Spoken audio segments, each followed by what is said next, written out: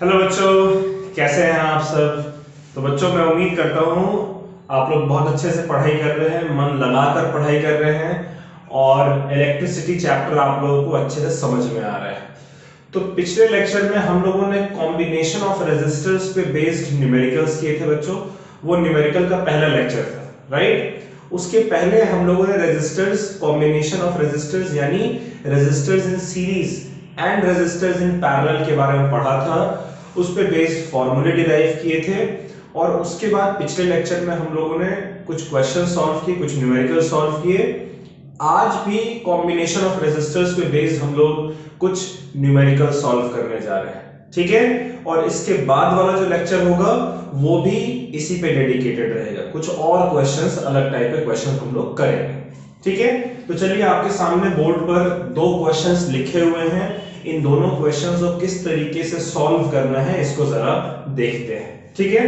Question कह रहा है find equivalent resistance of circuit. आपके सामने एक इलेक्ट्रिकल सर्किट दे रखा है, जिस सर्किट में देखिए 3 ओम का रेजिस्टर, फिर ये 3 ओम का रेजिस्टर, ये 2-2 ओम के रेजिस्टर, ये 1-1 ओम के रेजिस्टर्स, ये पूरा सर्किट आपको इलेक्ट्रिक सर्किट बनाकर दिया गया है। और कह रहा है कि इस इलेक्ट्रिक सर्किट में आपको इक्विवेलेंट रेजिस्टेंस यानी जितने भी रेजिस्टेंसेस हैं उन सब का एक इक्विवेलेंट फाइंड करना है, ठीक है। तो कैसे फाइंड करेंगे इसको जरा हम लोग समझते हैं, ठीक है बच्चों। चलिए देखिए इस सर्किट में बच्चों, क्या आप देख पा रहे हैं कि कौन कौन से रेजिस्टर्स सीरीज में हैं और कौन कौन से रेजिस्टर्स पैरेलल में हैं। इसको करने के लिए हम सबसे पहले तो मार्किंग कर देते हैं। जैसे इस पॉइंट को मैं ए कह देता हूं, इसे बी, इस पॉइंट को हम लोग सी कह देते हैं, इस पॉइंट को डी कह देते हैं और इस पॉइंट को हम लोग ई कह देते हैं, ठीक है। तो अब देखिए जरा, जो D और E के बीच में ये दो रेजिस्टर्स बच्चों 1 ओम और 1 ओम, राइट। तो ये 1 ओम और ये 1 ओम दोनों किस तरीके से कनेक्टेड है, सीरीज में है कि पैरेलल में है। आपको दिख रहा है कि ये दोनों रेजिस्टर्स जो हैं पैरेलल में कनेक्टेड है। क्यों? दोनों का एक एंड D पॉइंट पर है और दोनों का दूसरा एंड E पॉइंट पर है। इसी तरीके से तो पैरेलल कनेक्शन होता है। तो पहले हम लोग निकाल लेते हैं equivalent resistance, equivalent resistance between D and E, ठीक है बच्चों। इसको मैं कह दे रहा हूं R equivalent resistance between DE, ठीक है। कितना हो जाएगा? देखिए अगर रेजिस्टर्स पैरेलल में होते हैं तो उनके लिए इक्विवेलेंट रेजिस्टेंस का फॉर्मूला होता है R1 into R2 upon R1 plus R2। ये हमने सीखा था ना। या फिर आप इसको ऐसे भी निकाल सकते हैं 1 upon R equivalent is equals to 1 upon R1 plus 1 upon R2 और फिर इसका रेसिप्रोकल लेंगे। रेसिप्रोकल लेने पर यही फॉर्मूला आता है, ठीक है। तो हम डायरेक्टली इस फॉर्मूले में पुट करते हैं R1 into R2 upon R1 plus R2। तो देखिए 1 और 1 है यानी R1 into R2 upon R1 plus R2। कितना आ रहा है? 1 into 1 1 एंड 1 प्लस 1 2, यानी ये आपका हो जाएगा हाफ ओम के बराबर। क्लियर है? इक्विवेलेंट रेजिस्टेंस D और E पॉइंट के बीच में ये 1 ओम पैरेलल में था, इसलिए इसका हमने ये फॉर्मूला लगाया और इसका हाफ ओम रेजिस्टेंस निकल कर आ गया, ठीक है। उसी तरीके से C और D के बीच का भी इक्विवेलेंट रेजिस्टेंस निकाल लेते हैं, ठीक है। Equivalent resistance between C and D, C और D के बीच का इक्विवेलेंट रेजिस्टेंस को मैं लिख रहा हूं RCD, ठीक है। इसके लिए भी देखिए ये 2 ओम और 2 ओम ये दोनों भी एक दूसरे के साथ पैरेलल में कनेक्टेड है। कैसे? इन दोनों 2 ओम को देखिए, इनका एक एंड C पॉइंट पर है, इन दोनों 2 ओम को देखिए, इनका दूसरा एंड D पॉइंट पर है। दोनों पैरेलल में कनेक्टेड है बच्चों। तो ये 2 ओम अगर पैरेलल में कनेक्टेड है तो इनका इक्विवेलेंट रेजिस्टेंस ऐसे ही निकलेगा ना, 2 into 2 अपॉन 2 प्लस 2, जो कि दोनों 2 2 है। तो ये हो जाएगा 2 into 2 यानी 4 अपॉन 2 प्लस 2 4, 4 अपॉन 4 यानी कि 1 ओम आ जाएगा। क्लियर है? अच्छा, और उसके बाद आप देखिए AB BC ये 3 ओम सीरीज में है, फिर इनका इक्विवेलेंट। अब मैं फिर से एक सर्किट बना रहा हूं, उसको जरा देखिएगा। देखिए ये सर्किट हमारा इस तरीके से है।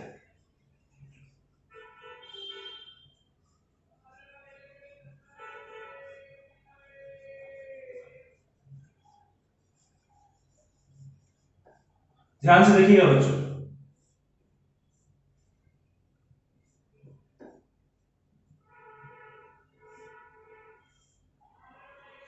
ये 3 ओम यहां पर बना दिया, फिर ये 3 ओम देखिए यहां पर बना दिया, है ना। और ये 2 ओम और 2 ओम का इक्विवेलेंट हमने सी और डी के बीच में निकाला है 1 ओम। तो इन दोनों की जगह इक्विवेलेंट निकालने का मतलब क्या है बच्चों, कि इन दोनों को हटाकर सी और डी पॉइंट के बीच में इनका इक्विवेलेंट रखते हैं हम लोग, यानी 1 ओम। और वैसे 1 और 1 ओम का जो इक्विवेलेंट है वो हाफ ओम है, यानी कि 0.5 ओम। हाफ लिख लीजिए 0.5। ये पॉइंट ए था, बी, सी, डी और ई, ठीक है। अब जरा देखिए कि ये चारों रेजिस्टर्स आपको किस तरीके से कनेक्टेड नजर आ रहे हैं। अब आपको ये चारों रेजिस्टर्स बच्चों सीरीज में कनेक्टेड नजर आएंगे। क्यों? करंट यहां से फ्लो करेगा, इसके थ्रू पार करेगा, फिर सेम करंट इसके थ्रू भी पास करेगा, फिर इसके थ्रू भी पास करेगा, फिर इसके थ्रू भी पास करेगा। तो अब जो टोटल इक्विवेलेंट रेजिस्टेंस हमारा निकल कर आएगा बच्चों, टोटल इक्विवेलेंट रेजिस्टेंस,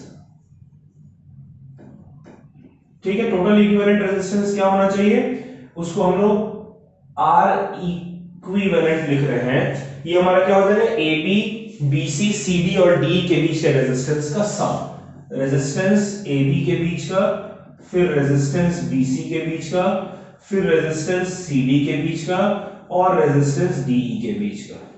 कितना है भाई, ए बी के बीच का रेजिस्टेंस 3 ओम, फिर बी सी के बीच का रेजिस्टेंस भी 3 ओम, CD के बीच का रेजिस्टेंस 1 ओम, और DE के बीच का रेजिस्टेंस 0.5 ओम। अगर सबको हम करें तो जो R इक्विवेलेंट हमारा आ रहा है बच्चों, 3 + 3 6 + 1 7 और 0.5 यानी 7.5 ओम निकल कर आ रहा है। क्लियर है? यही हम लोगों ने फाइंड करना था। देखिए हम लोगों ने फाइंड कर लिया। समझ में आया किस तरीके से करना है? चलिए अब इसका भी जरा आइडिया ले लेते हैं बच्चों हम लोग।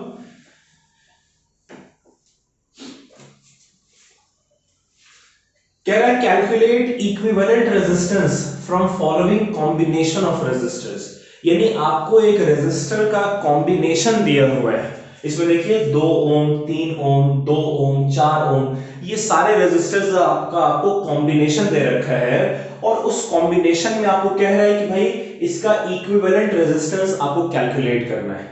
और ये 2 लाइन ऐसे बाहर निकाला हुआ है, इसका क्या मतलब है जरा समझते हैं। देखिए 2 लाइन ऐसे बाहर निकाला हुआ है, इससे आपको यही बताने की कोशिश कर रही है कि जो बैटरी आपने कनेक्ट कर रखा है इन दोनों के अक्रॉस कर रखा है। यानी मान लीजिए कुछ इस तरीके से आपने बैटरी कनेक्ट किया हो,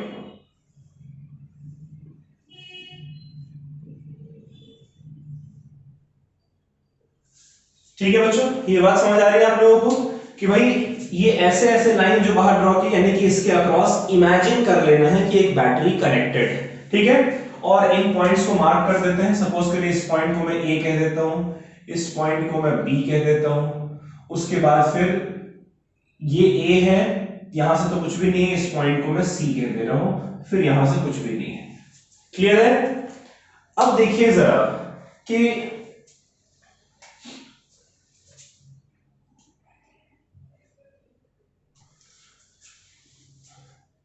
ये 2 ओम रेजिस्टर और ये 3 ओम रेजिस्टर ये किस तरीके से कनेक्टेड है बच्चों, जरा देखते हैं।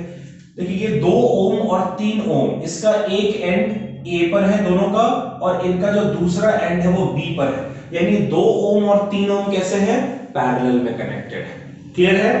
और इसको देखिए ये 2 ओम और 4 ओम ये सीरीज में कनेक्टेड, क्योंकि इन दोनों का एक ही एंड कॉमन पॉइंट पर है। दूसरा एंड तो ये ए की तरफ है और ये वाला बी की तरफ है।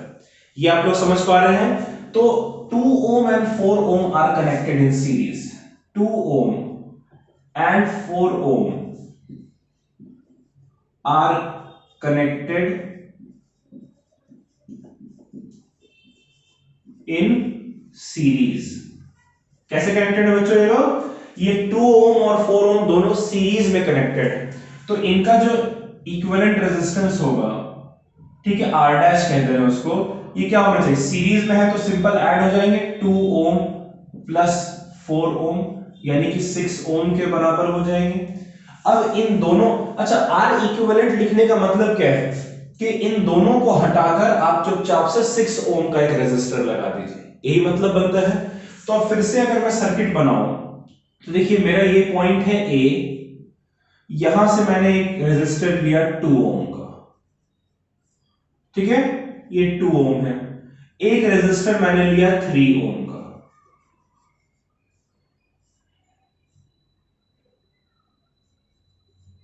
और ये 2 ओम और 4 ओम ये रेजिस्टर हमने लिया है 6 ओम का, ठीक है, इनका इक्विवेलेंट 6 ओम आया है ना, तो इसकी जगह पर मैं ले ले रहा हूं 6 ओम का resistor.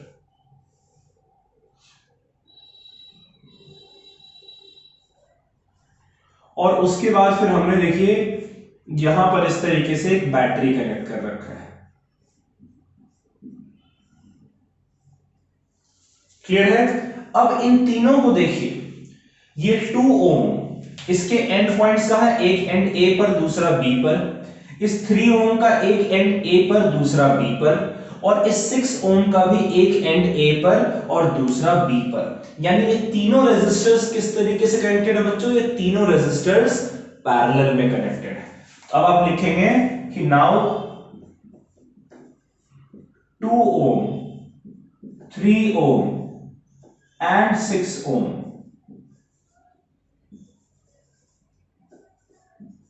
are connected in parallel। ठीक है बच्चों, तो अगर ये पैरेलल में कनेक्टेड है यानी कि इनका जो इक्विवेलेंट रेजिस्टेंस है वो आएगा 1 upon R equivalent is equals to 1 upon 2 plus 1 upon 3 plus 1 upon 6। ये होता है ना, 1 upon R1 plus 1 upon R2 plus 1 upon R3, 3 के लिए। तो इसका एलसीएम कितना हो जाएगा बच्चों? 1 अपॉन R इक्विवेलेंट। 2, 3 और 6 का एलसीएम होता है 6, तो 2 3 टाइम्स जाएगा तो ऊपर 3 आ जाएगा, 3 2 टाइम्स जाएगा तो 1 से 2 मल्टीप्लाई हो जाएगा, और 6 तो 1 टाइम्स से रहेगा। 2 प्लस 3 5 प्लस 1 6, 6 अपॉन 6 यानी कि ये 1 अपॉन 1 आ गया। अब इसका रेसिप्रोकल लेंगे बच्चों, ये भूलना नहीं है। कई बार बच्चे यहां तक करके छोड़ देते हैं, उनका आंसर गलत हो जाता है, इसलिए आपको ख्याल रखना है कि इसको उल्टा लेना है। तो 1 अपॉन R इक्विवेलेंट का रेसिप्रोकल हो जाएगा R इक्विवेलेंट, और 1 अपॉन 1 जो कि 1 होता है उसका उल्टा तो 1 ही रहता है, तो इसलिए R इक्विवेलेंट आपका कितना आ रहा है? 1 ओम के बराबर आ रहा है। ठीक है बच्चों, चलिए इस तरीके से अगर आपसे कोई सर्किट दे दे और कह दे कि भाई आपको इक्विवेलेंट रेजिस्टेंस निकालना है, तो आप इक्विवेलेंट रेजिस्टेंस इस तरीके से कैलकुलेट कर सकते हैं। ठीक है, चलिए इन दोनों सवाल को आप लोग नोट कर लीजिए बच्चों।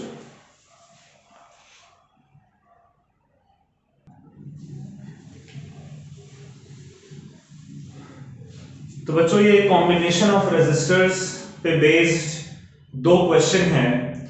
ये क्वेश्चन इस तरीके का है बच्चों कि आपको एक सर्किट में पता लगाना है कि किसी वोल्ट मीटर या किसी एम मीटर के अक्रॉस कितनी रीडिंग जो है वो शो हो सकती है, किसी एक रेजिस्टर के अक्रॉस कितना करंट फ्लो कर सकता है इस कॉम्बिनेशन में, किसी एक रेजिस्टर के अक्रॉस कितना पोटेंशियल डिफरेंस हो सकता है कॉम्बिनेशन में।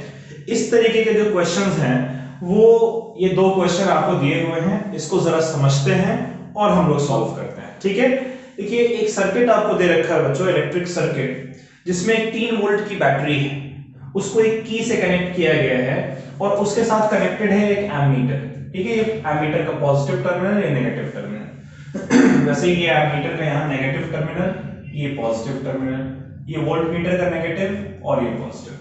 ठीक है, तो और उसके साथ क्या कनेक्टेड है? एक 10 ओम और एक 5 ओम का रेजिस्टर सर्किट में कनेक्टेड है।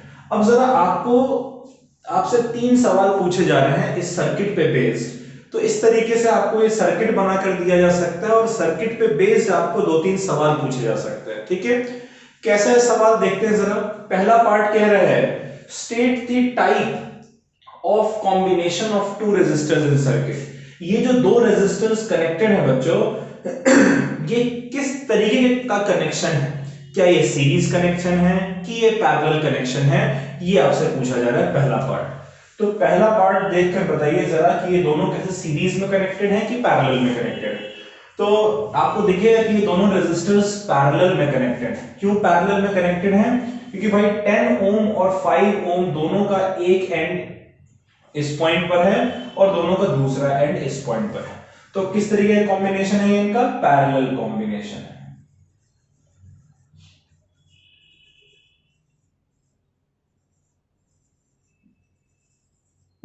क्लियर बच्चों? इनका कैसा कॉम्बिनेशन है? पैरेलल कॉम्बिनेशन है। ठीक है, सेकंड टाइप देखते हैं क्वेश्चन का, सेकंड पार्ट क्वेश्चन का। सेकंड पार्ट में कह रहा है how much current would flow through 10 ohm and B 5 ohm. इस 10 ओम के थ्रू कितना करंट फ्लो करेगा और इस 5 ओम के थ्रू कितना करंट फ्लो करेगा, ये हम लोगों को जानना है। देखिए हम लोग जानते हैं बच्चों कि करंट जो है वो होता है potential difference divided by resistance. अगर मुझे किसी तरीके से पता चल जाए कि 10 ओम के एंड्स के अक्रॉस पोटेंशियल डिफरेंस कितना है और इस 5 ओम के एंड्स के अक्रॉस पोटेंशियल डिफरेंस कितना है, तब तो आंसर मेरा निकल कर आ जाएगा। तो देखिए इसका ए पार्ट होगा करंट 10 ओम रेजिस्टर के अक्रॉस। देखिए 10 ओम रेजिस्टर के अक्रॉस कितना पोटेंशियल डिफरेंस क्रिएट होगा? ये 3 वोल्ट पूरा का पूरा यहीं पर तो खर्च होगा ना भाई। इस बैटरी के पास 3 वोल्ट का पोटेंशियल है बच्चों, समझिए। अब बैटरी को क्या करना है कि हर एक राउंड में इसको अपने इस पूरे 3 वोल्ट के पोटेंशियल को खर्च कर देना है। तो यहां तो आपका वायर है, ठीक है, तो वायर के अक्रॉस हम लोग पोटेंशियल के खर्च को जीरो मानते हैं, नेग्लिजिबल मानते हैं। तो भाई पूरा का पूरा 3 वोल्ट पोटेंशियल कहां खर्च होगा? इन दोनों पॉइंट के बीच में, राइट। अब ये जो 10 ओम है वो कहां कनेक्टेड है? इन्हीं दोनों पॉइंट के बीच में। तो इस 10 ओम के एंड्स के अक्रॉस पोटेंशियल डिफरेंस कितना होना चाहिए? 3 वोल्ट। और 5 ओम और 10 ओम दोनों चूंकि पैरेलल में कनेक्टेड हैं, इसीलिए दोनों के अक्रॉस सेम पोटेंशियल डिफरेंस होना चाहिए। तो भाई पोटेंशियल डिफरेंस 10 ओम रेजिस्टर के अक्रॉस है 3 वोल्ट डिवाइडेड बाय 10 ओम का रेजिस्टेंस है 10 ओम। तो ये आपका हो गया 0.3 एंपियर का करंट 10 ओम के अक्रॉस फ्लो करेगा। वैसे बी पार्ट की बात करें, करंट अक्रॉस 5 ओम कितना होना चाहिए? भाई इसके अक्रॉस पोटेंशियल डिफरेंस है 3 वोल्ट और इसका रेजिस्टेंस है 5 ओम। 3/5 यानी कि 0.6 एम्पियर का करंट जो है वो फ्लो करेगा।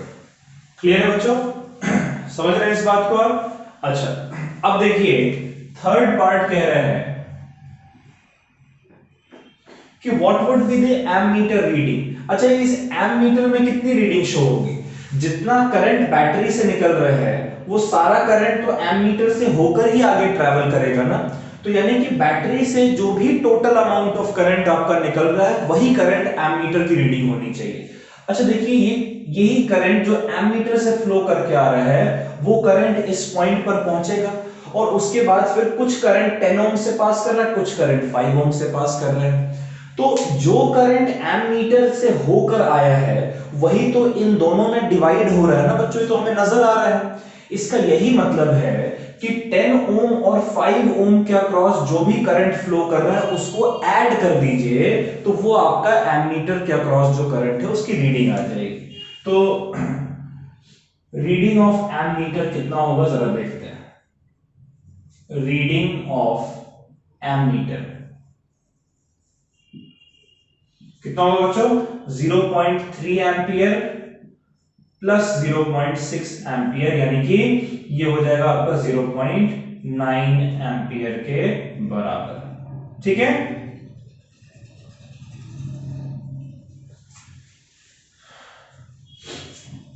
बात समझ आ रही है आप लोग किस तरीके से ऐसे क्वेश्चन आपको सॉल्व करने हैं?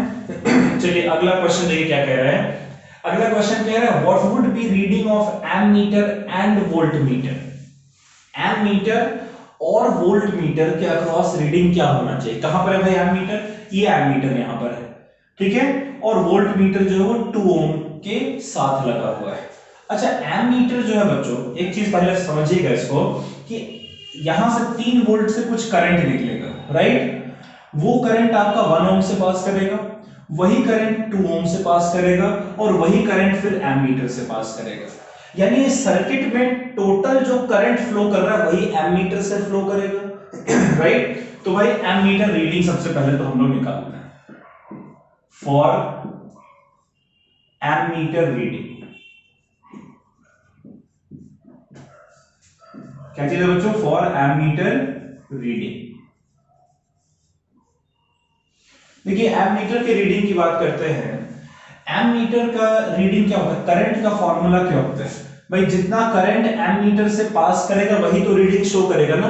तो यानी कि अगर आपको करंट की वैल्यू पता चल जाती है तो वही एमीटर की रीडिंग होगी, और करंट का फॉर्मूला होता है V/R।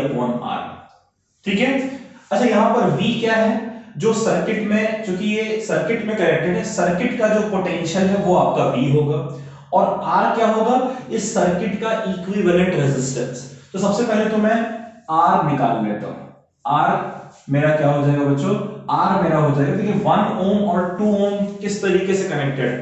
आपको दिखेगा कि 1 ओम और 2 ओम का एक एंड यहां पर कनेक्टेड है कॉमन, और दूसरा एंड जो है वो अनकॉमन है, यानी कि दोनों कैसे कनेक्टेड हैं? सीरीज में कनेक्टेड है। तो R आपका हो जाएगा 1 ओम प्लस 2 ओम, सीरीज में होता है ना R1 प्लस R2, यानी 3 ओम के बराबर। तो जो एमीटर की रीडिंग है I, वो आपकी होनी चाहिए V/R। V आपका है 3 वोल्ट और R आपका है 3 ओम, यानी कि कितना करंट फ्लो करेगा बच्चों? 1 एम्पियर का करंट फ्लो करेगा। एमीटर की रीडिंग कितनी होगी? 1 एम्पियर। क्लियर है बात? अब समझिएगा, दूसरा पार्ट आपसे कह रहे हैं कि वोल्ट मीटर की रीडिंग भी आपको बतानी है। फॉर वोल्ट मीटर रीडिंग,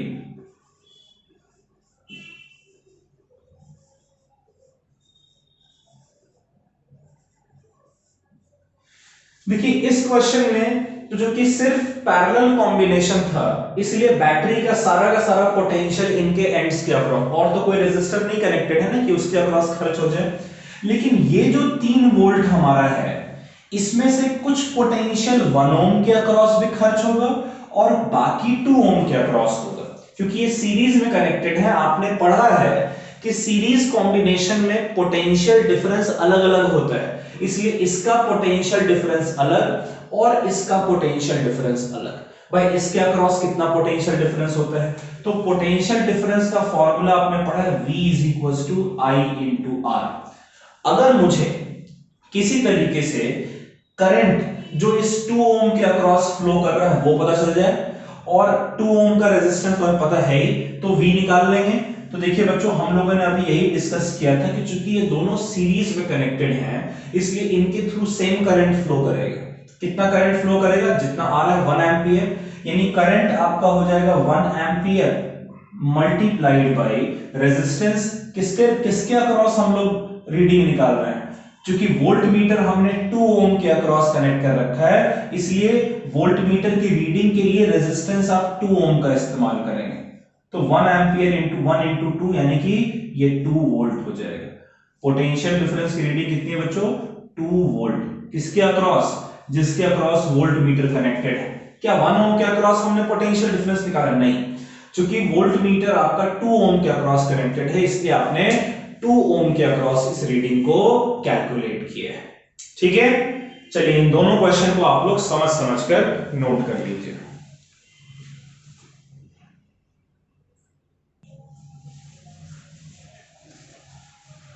चलिए बच्चों, तो आज का हम लोग लेक्चर यहीं पे समाप्त कर रहे हैं। अब जो अगला लेक्चर हमारा होने जा रहा है उसमें भी हम लोग रेजिस्टर्स के न्यूमेरिकल्स ही करेंगे, और वहां पर भी कुछ इंपॉर्टेंट न्यूमेरिकल्स हम लोग करेंगे जो एग्जाम में अक्सर पूछे जाते हैं। ठीक है, तो उस लेक्चर को भी स्किप मत करिएगा, और आज का जो लेक्चर है उसको अच्छे से कंप्लीट कर लीजिएगा। कुछ क्वेश्चंस अपने एंड से प्रैक्टिस भी कर लीजिएगा। ठीक है, चलिए बच्चों, bye bye, take care, stay safe और पढ़ाई जरूर करिएगा। ठीक है, बाय बाय।